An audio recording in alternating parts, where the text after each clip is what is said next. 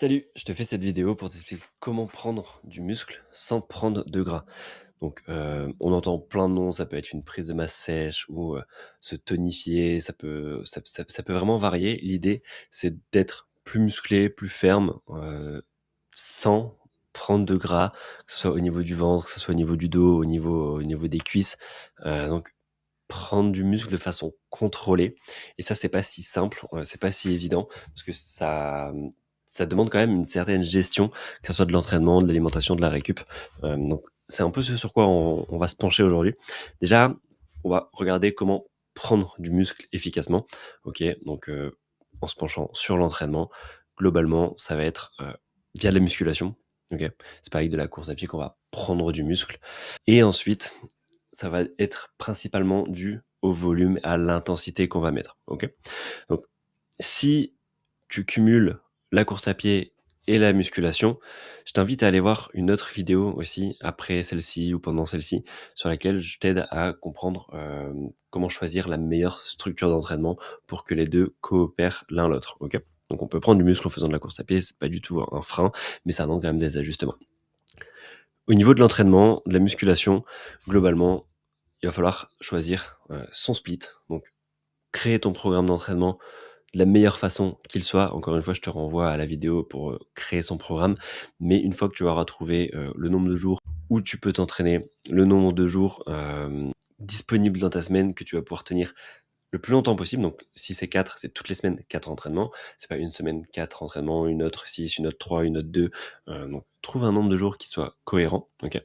Ensuite, choisis le meilleur split, par rapport à ce jour-là, en sachant que plus tu vas travailler un muscle dans la semaine, donc plus tu auras de fréquence sur un muscle au cours de ta semaine, mieux ce sera. Donc évite tout ce qui est split à l'ancienne du style, lundi pec, mardi, dos, mercredi jambes, enfin ça c'est moins bien parce que tu vas travailler qu'une fois les pecs dans la semaine, qu'une fois ton dos, qu'une fois les bras, qu'une fois les épaules, donc c'est beaucoup moins bien. Tandis que si tu choisis un split comme un push-pull leg avec par exemple un rappel upper lower, donc tu vas travailler au moins 2 fois chaque muscle.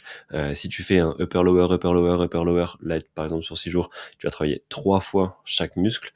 Ou sinon, le mieux, c'est un full body. Par exemple, si tu t'entraînes 2 fois, tu vas travailler 2 fois chaque muscle. Si tu t'entraînes 3 fois, 4 fois, 5 fois, tu vas avoir au moins 5-6 occurrences par muscle. Et on a souvent tendance à penser que le full body, c'est pour, les débutants, mais en fait, c'est plus tu vas être avancé dans la pratique, plus le full body va t'aider à prendre du muscle parce que tu vas déclencher tes fenêtres anaboliques sur l'ensemble de ton corps tous les jours, OK? Je parle pas de la fenêtre anabolique, un peu mythe dans le sens où 1 heure après ton entraînement, il faut manger des protéines et cetera. Non, c'est la fenêtre pendant laquelle tout ce que tu vas manger, tout ce que tu vas faire dans ta récupération va servir à ton précédent entraînement. Donc, si tu travailles tout ton corps, tout ton corps va être optimisé sur la semaine, OK? Ensuite, il faut qu'il y ait une progression au niveau des charges, donc ça, c'est ce qu'on appelle la surcharge progressive. Ça passe par avoir un programme forcément, mais aussi noter ce que tu fais pendant ta séance. Donc si tu notes, que, sur ta séance upper qui commence par exemple par un développé couché, cette semaine, tu as fait, 4 séries, donc tu as fait 4 séries à 40 kilos par mois, par exemple. Tu as pris 8 reps, 7 reps et 6 reps sur la dernière, OK?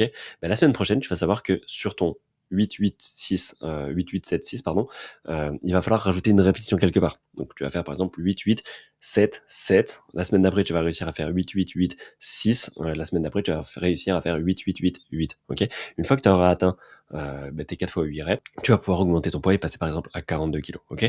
Et donc du coup, tes répétitions vont se recasser la gueule. Ça va refaire 40, enfin 8, 7, 6, 6, et ensuite, et ainsi de suite, tu vas augmenter tes répétitions pour revenir sur un 4x8 et augmenter ton poids. Ok, je prends l'exemple du 4x8, ça peut être 4x10, 4x12, 4x6, enfin peu importe, ou même 3 fois, 2 fois. L'idée, c'est de noter ta progression et de pouvoir cerner que tu as fait au moins une répétition en plus que la fois dernière. Pour ça, prends toujours la même charge aussi. Commence pas à faire ta première série à 32, l'autre à 34, l'autre à 36, l'autre à 38. Prends toujours la même charge et c'est beaucoup plus simple de suivre ta progression de cette façon-là. Ok.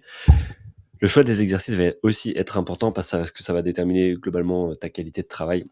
Donc des exercices qui sont inutiles, c'est une perte de temps. J'entends par là, des exercices qui sont que tu découvres un peu sur Instagram, que tu as jamais vu, qui utilisent la Smith Machine pour faire un semblant de presse. Enfin, je vois beaucoup ça chez les «fit girls» entre guillemets. Chez les hommes, ça va être, des exercices où tu vas, te mettre dans une position super bizarre avec les poulies. Enfin, ça n'a rien à voir. Ce qui fonctionne le mieux, c'est ce qui existe depuis toujours, OK? On va pas réinventer la roue, on n'a pas réinventé nos insertions, on est toujours les mêmes depuis toujours. Donc globalement, les meilleurs exercices, tu veux choisir un exercice, c'est est-ce que tu es stable? Donc oui ou non. Donc est-ce que tu peux avoir les 2 pieds vraiment ancrés au sol ou les 2 pieds plus les fesses, plus les épaules? Plus tu es stable, mieux c'est. Est-ce que tu peux avoir une amplitude complète ou est-ce que tu es limité par quelque chose, d'externe?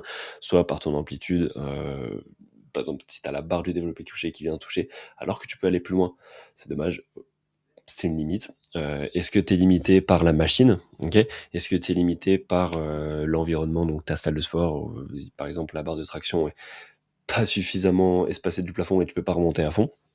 Ça m'est déjà arrivé. Donc on a stabilité, amplitude et est-ce que tu peux incrémenter ton poids facilement? Donc est-ce que tu peux ajouter petit à petit un tout petit peu de poids ou est-ce que tu es obligé de directement rajouter une plaque de 10 de chaque côté ou passer par exemple les haltères, le problème c'est qu'on va augmenter de 2 kilos de chaque haltère, donc ça fait plus 4 d'un coup, donc en fonction de ton niveau, ça peut être directement un 20 d'implémentation en plus, donc ça commence à faire beaucoup. Donc voilà, on choisit bien ses exercices, on fait des programmes qui sont cohérents sur ta semaine, qui sont, répétables à longueur de temps et c'est comme ça que tu vas avoir, un programme optimisé, OK? Si tu veux qu'on regarde ensemble, je peux passer directement à ce point-là, mais au niveau de l'accompagnement, ce qui est intéressant, c'est qu'on a, des ajustements qui sont faits, OK, en fonction de tes retards, en fonction de tes besoins, en fonction de ce sur quoi tu veux mettre l'accent. Ça accélère tes résultats parce que, bah, forcément, tu vas bénéficier de mon expérience ou de l'expérience du coach que tu vas aller voir, de tous les clients que j'ai coachés, de tous les problématiques auxquelles on a fait face ensemble, de toutes les solutions qu'on a réussi à trouver, de moi personnellement, ce que je mets en place dans mon quotidien, enfin, globalement, tu vas bénéficier de toute mon expérience et avoir un accélérateur de résultats parce que au lieu de faire des petites erreurs, au lieu de faire des ajustements toi-même, au lieu de regarder une vidéo à droite, à gauche, de faire comme ton influenceur préféré et après de changer, tu vas avoir un seul son de cloche qui est basé sur des dizaines et des dizaines d'accompagnements et tu vas en bénéficier directement. Ok. Ça va te permettre d'avoir quelque chose aussi qui soit calé par rapport à ta capacité de récupération, à ton volume optimal. On sait que chacun a des volumes optimaux selon, en dessous desquels, bah, il progresse moins que prévu et au-dessus desquels, bah, tu vas plutôt risquer de te blesser, tu vas pas progresser parce que tu vas engendrer de la fatigue. Donc ça peut être par exemple, 12 séries par semaine par groupe musculaire pour toi, mais ça peut être 8 pour un autre, ça peut être 16 pour un autre. Donc ensemble, on regarde ça et on ajuste. Donc ça permet d'éviter de te blesser, ça permet de t'entraîner plus longtemps, d'avoir des meilleurs résultats. Et ce qui est surtout primordial, c'est qu'on adapte au fur et à mesure de tes semaines, on adapte au fur et à mesure des feedbacks qu'on a, enfin t'es pas tout seul, donc ça te permet d'avoir un regard aussi objectif sur tes progressions et de pas changer à tout va parce que la moindre pensée négative te biaise, ok? Donc, si tu as besoin d'aide pour construire ton programme, tu m'envoies un message sur Instagram, tu m'envoies un message sur WhatsApp, je te mets le lien dans la bio. Il y aura aussi, tu peux aussi prendre un rendez-vous, donc c'est une consultation gratuite, ok, sur lequel on peut regarder justement comment tu t'entraînes, comment on peut améliorer les choses. Je t'explique moi comment je t'aiderais si on bossait ensemble, et ensuite libre à toi d'appliquer par toi-même ou de décider de me faire confiance et d'avancer avec moi, ok. Au niveau du volume, c'est ce que je disais, il faut que tu aies un volume modéré, mais qui soit suffisant. Ça veut dire que tu sois pile sur le volume que ton corps tolère et pas en dessous, pas au-dessus. Sinon, c'est une perte de temps ou une prise de risque. Ok. L'intensité, globalement, RPE 7 ou 9, si c'est familier pour toi, c'est bien. Sinon, c'est globalement à une rep ou deux en réserve par rapport à l'échec. Ok. Plus tu vas te rapprocher de l'échec, plus tu vas avoir besoin de temps de récupération. Donc là où avant on disait être à l'échec musculaire, c'est primordial, essaye d'être à une ou deux reps si tu connais bien ton point d'échec, ok. Si tu connais pas trop, essaye d'aller à l'échec. On sait que bah, tu vas forcément avoir un peu de réserve. Donc voilà, l'idée c'est qu'il y ait une vraie intensité, que tu t'entraînes dur, que tu choisisses les bonnes charges et que tu gardes pas 5-6 reps en réserve parce que sinon c'est pas efficace, ok. Pas de surentraînement, ça va de soi. Quand je dis surentraînement, c'est pas t'entraîner 5 fois par semaine, tu seras jamais en surentraînement par rapport à ça, mais j'entends par là, faire trop de volume pour un muscle. Par exemple, faire 26 séries sur la semaine sur tes pecs, c'est inutile. En tout cas, en fonction de ton niveau, il y a un certain stade à ne pas dépasser. Au-dessus, c'est inutile et tu vas plutôt perdre ton temps. Ok. Ça, c'est la meilleure façon de créer du muscle efficacement. Maintenant, pour que ton corps puisse créer du muscle, il faut que tu lui donnes, le carburant nécessaire et ça passe par l'alimentation. Tu peux pas créer, de muscle sans être en léger, surplus calorique. Alors, tu vas pouvoir un certain temps, si par exemple tu es débutant, que tu es déjà assez gras et que, tu viens mettre un léger déficit, plus que tu commences la salle de sport, là tu vas bénéficier d'une période pendant laquelle, tu vas pouvoir créer du muscle grâce à tes réserves en soi, hem et en même temps perdre du gras parce que tu es en léger déficit calorique, OK? Donc ça, c'est cool, c'est ce qu'on appelle une recomposition corporelle. C'est ce que je fais avec, les personnes que j'accompagne qui sont débutantes ou, qui ont un peu de gras, de choses stockées, qu'on va pouvoir utiliser comme substrat énergétique. Mais, si tu veux vraiment créer du muscle, que tu as déjà une base saine, il va falloir être en léger surplus pour donner à ton corps les cartes, pour créer du muscle, OK? Donc léger, surplus calorique, donc 200 à 300 calories par jour maximum. Ça dépend aussi de ton niveau de maintenance, OK? Si tu es sédentaire et que tu as un niveau de maintenance à 1800, rajouter 200 calories, c'est déjà rajouter, quasiment 20 OK? Si, tu as un métier qui est hyper actif, que tu bouges, que tu, cours en plus, que tu as une maintenance qui est à 3000 calories, tu peux ajouter plus 300, allez 350, tu es toujours à ce tu vas être à 15 tu vois, de surplus. Voilà, c'est pas déconnant. C'est au cas par cas, mais globalement ici, c'est une idée. Et surtout t'ajustes parce que tout ça, c'est des calculs qui sont bien jolis, mais le meilleur feedback que tu peux avoir, c'est est-ce que de semaine en semaine, tu prends du poids? Si tu prends du poids de manière, lente, il y a beaucoup de chances que tu prennes du muscle. Si tu prends du poids rapidement, il y a beaucoup de chances aussi que tu crées du gras en même temps. Donc regarde un peu les ajustements, les mesures, prends tes mesures, prends des photos et regarde un peu si tu prends du poids, est-ce que tu prends du gras ou non? Et tant que tu en prends pas, tu peux augmenter légèrement les calories, OK? Forcément, il va falloir que tu manges des protéines. Donc j'ai mis ici 1,6 à 2,2 grammes par jour. Globalement, dans les recherches, on voit qu'au-dessus d'1,6 g, il n'y a pas forcément d'effet bénéfique. Si on prend une double marge d'erreur par rapport à ces études, on arrive à 1,8 g, OK, donc ça, c'est, on va dire, le minimum. Maintenant, si tu fais beaucoup, de cardio en plus, on peut monter, à 2,2, OK. Si tu fais que de la muscu, même si tu fais des entraînements intenses, 1,8, c'est largement suffisant, OK. Répartition homogène sur ta journée, j'entends par là, ça sert à rien de manger, toutes tes protéines le soir et le midi et ensuite, ta collation, c'est juste du sucré, c'est juste, le matin, c'est juste des tartines avec du beurre. Ça, c'est complètement débile. Hem, L'idée, c'est vraiment que dès que tu as un repas, tu une source de protéines. Donc si tu as 3 repas, tu divises ton quota de protéines, par 3. Si tu as 4 repas, tu divises ton quota de protéines par 4 et tu essaies d'avoir le même apport sur chaque repas. OK?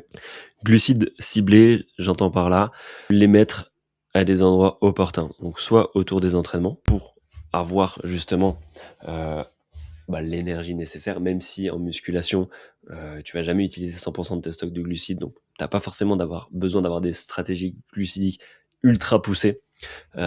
Tu peux avoir des glucides à un moment dans la journée, à 2 moments dans la journée.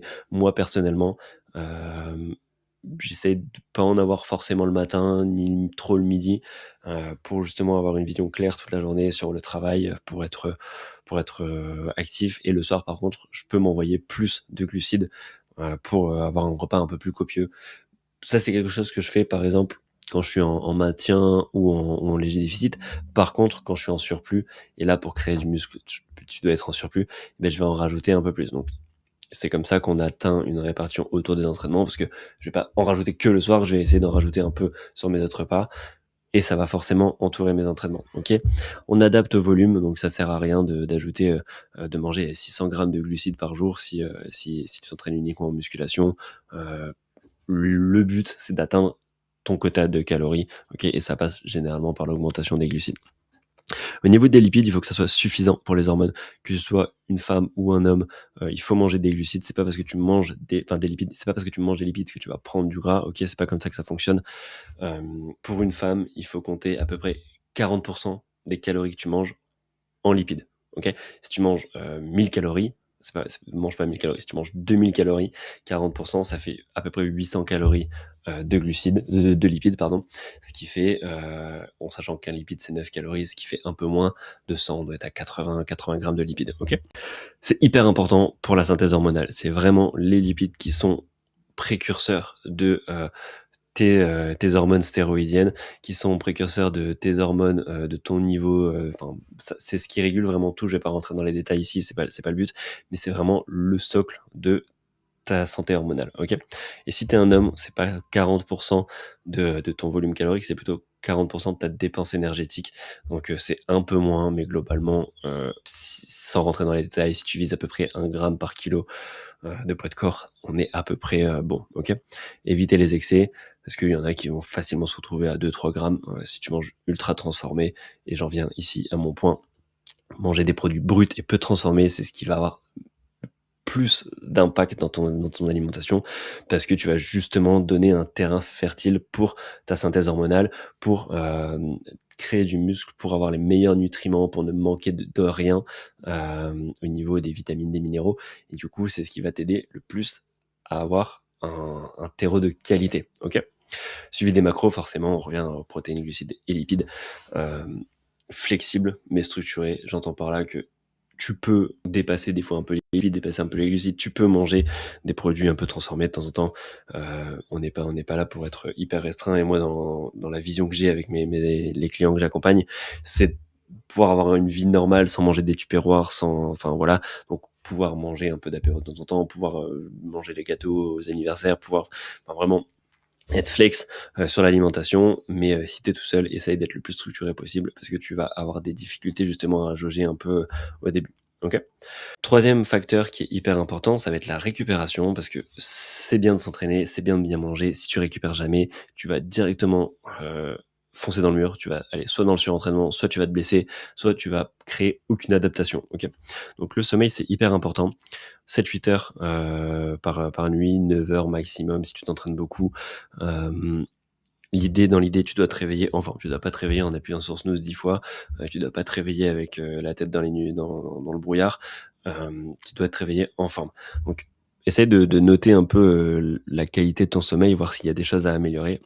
Si tu as des choses à améliorer, si tu te réveilles mal, envoie-moi un message, je peux t'envoyer, j'ai fait un guide sur comment améliorer ton sommeil, je te l'envoie, et comme ça tu pourras voir un peu ce que tu peux adapter à toi. Ok. Donc cohérence horaire, j'entends, essayer de te coucher toujours aux mêmes heures, te réveiller aux mêmes heures, ça va générer un socle, ça va caler entre guillemets ton rythme circadien. Non, pas entre guillemets, ça va caler ton rythme circadien, et ça va caler ton horloge biologique. Donc ta sécrétion de cortisol au matin qui va diminuer avec la journée, ta sécrétion de testostérone qui va augmenter dans la journée, et laisser place ce soir à la production de mélatonine pour mieux dormir. Donc tout ça, c'est le rythme qui te permet de te sentir fatigué pour t'endormir, de te sentir réveillé pour ta journée, et d'avoir une cohérence comme ça. Ok. La gestion du stress, moins de cortisol, meilleure construction musculaire. Donc c'est ce que je disais, le cortisol, tu vas avoir un pic de cortisol pour te réveiller, et au fur et à mesure de la journée, il faut qu'il s'en aille. Donc pour laisser place justement à la testostérone et avoir une meilleure synthèse musculaire. Ce pic de cortisol, tu vas l'entretenir si tu es toujours stressé, tu vas l'entretenir si tu t'entraînes trop et que tu récupères pas assez, tu vas l'entretenir. Si tu te réveilles de manière irrégulière, si tu manges un peu n'importe quand, si tu manges des produits ultra transformés, tout ça, tu vas entretenir ton niveau de cortisol élevé, et ça va être destructeur pour ta progression. Donc, si tu te sens que tu es stressé, si tu as toujours ton cœur qui bat un peu vite, si tu sens que tu n'arrives pas à redescendre, essaye des techniques de respiration, des moments de méditation, de relaxation. Le plus simple, c'est la respiration dans un premier temps.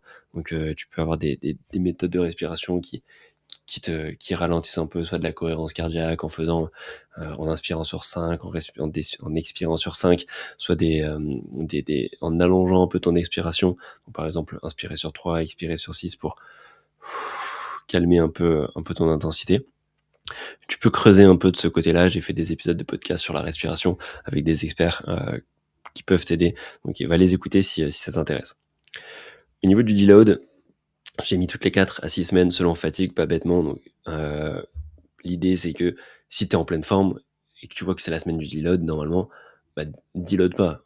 Ça serait complètement non productif de réduire l'intensité alors que tu es en pleine forme. Ok.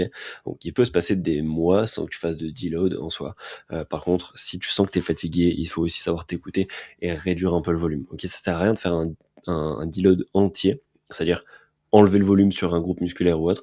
Garde une intensité, mais tu vas à 50, 60, 80% de ce que tu peux faire. Tu réduis un peu le rythme, tu réduis un peu les charges sur une semaine, et pour mieux reprendre. Ok. Si tu le sens, vraiment, va pas faire des deloads alors que, tu es en pleine forme, ça serait une perte de temps, OK? Parce que tu vas moins t'entraîner alors que tu es capable d'encaisser, ta charge d'entraînement. Si tu dois toujours faire des deloads, c'est peut-être que tu t'entraînes un peu trop, OK?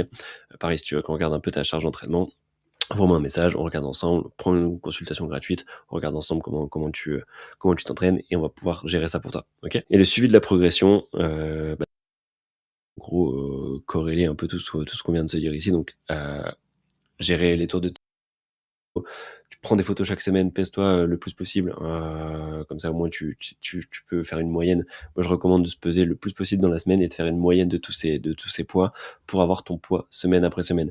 Parce que si tu te pèses, le lundi et que le dimanche tu as fait apéro avec les amis, tu vas avoir mangé un peu plus salé, tu vas faire plein de rétention d'eau, tu vas être plus lourd et c'est pas du tout optimal, OK? Donc plus tu te pèses, plus tu as de valeur, essaye de te détacher justement des valeurs qui fluctuent mentalement pour pas compenser, pour pas culpabiliser ou quoi que ce soit. Et voilà, adapte ton poids, tes mensurations et les photos et en suivant ça, tu vas pouvoir avoir un suivi de ton évolution qui est plutôt carré. Malgré ça, tu risques d'être biaisé quand même par toi-même, donc si tu peux faire checker, à ta femme, à ton homme, à un ami ou justement, bah, te faire accompagner, ça va te permettre d'avoir un avis extérieur qui est beaucoup plus objectif que le tien. Parce qu'on a tendance, à se voir carrément différemment, que ce qu'on est réellement. Les hommes vont avoir tendance à se voir un peu plus musclés, un peu moins gras, alors qu'en réalité, on a des body fat un peu plus élevés que ce qu'on pense, et les femmes, inversement, vont avoir tendance à dévaloriser un peu, à se sentir un peu plus grasses, alors qu'en vrai, c'est pas vrai, qu'il y a une vraie progression. Donc voilà, un avis extérieur, c'est intéressant aussi pour éviter de prendre des mesures qui sont contre-productives alors que ça fonctionnait très bien. OK? Bon, j'espère que cette vidéo t'a aidé, et si tu as des questions, tu m'envoies un message sur Insta, sur WhatsApp, tu prends rendez-vous, peu importe, mais reste pas dans le doute.